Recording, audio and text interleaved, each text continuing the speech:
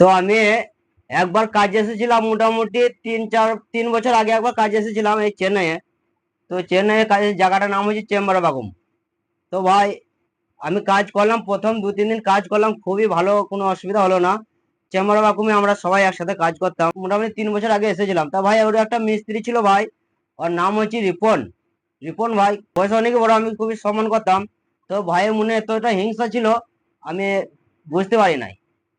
তো ওই ভাইয়ের সাথে আমাকে কাজে পাঠিয়েছিল, আমি বললাম খুবই ভালো হবে। তো কাজে আমি প্রথম চেন্নাই এসেছিলাম ভাই, তা আমাকে প্লাস্টারে দিয়েছিল ওনার সাথে।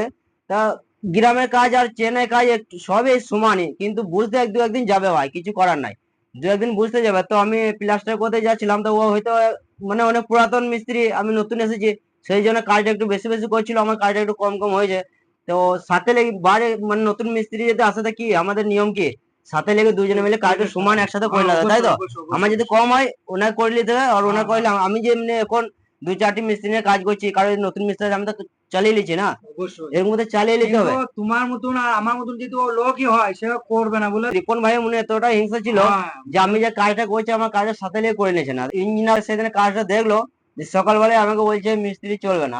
ঠিক আছে, তো রিপন ভাই যে হিংসা করে কাজটা করলো না, তো আমি ওইখান থেকে কাজে থেকে চলে আসলাম সাইড থেকে। তো আমি ফের গ্রামে কাজ করতে লাগলাম। আমি চেন্নাই কাজটা ভাই 2 একদিন বুঝতে যাবে, সেই জন্য আমি পালিয়ে আসলাম ফের গ্রামে কাজ। আবার 3 বছর পরে বা 4 বছর আমি সেই জায়গাতেই এসেছি, এই চেম্বারে বাকুম আর তিরিমিচে এক জায়গাতেই পাশাপাশি, সেই জায়গাতেই এসেছি।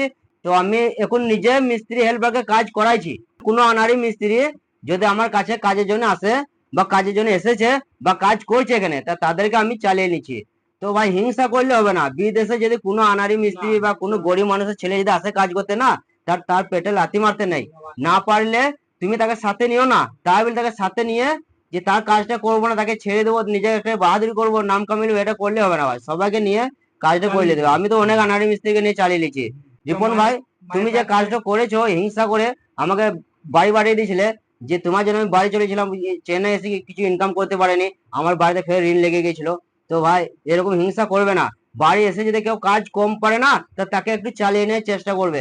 এখন যে আপনি ওখানে কাজটা করছেন, রিপন ভাই, তুমি যে কাজটা ওখানেই করছো এখন, এখনো পর্যন্ত রিপন ভাই যে আমার সাথে এরকম ব্যবহার করেছে, যে আমাকে হিংসা করেছে না, সে এখনো ওখানেই কাজ করছে। কিন্তু আমি আজ 5টা লেবার মিস্ত্রি নিয়ে কাজ করছি, আমি এখন নিজে কাজ করাইছি, আর ও এখনো সে ওইখানেই কাজ করছে। তাহলে হিংসা কোনদিন, হিংসা করে সে বাইরে উঠতে পারবে না।